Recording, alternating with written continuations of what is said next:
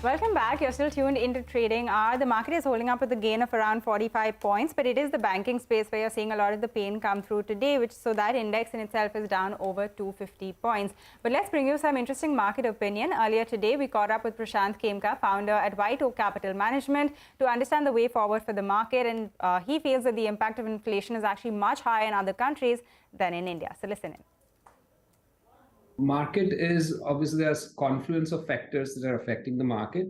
Global factors have been very dominating this year, particularly due to the sustained higher level of inflation, which has caused, on one side, central bankers to hike rates around the world, and B, also caused some slowdown in consumption and worries about slowdown in corporate profits going forward.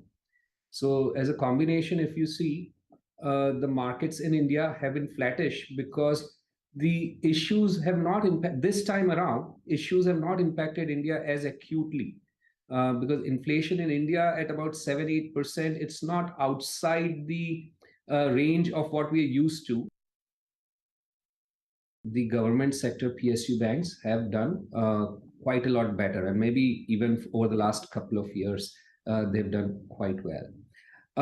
It is, in our view, impossible to keep switching between such large segments of the market, say private sector versus public sector and so on. So the over longer time period, if you see 10, 20-year time periods, private sector has continued to gain market share.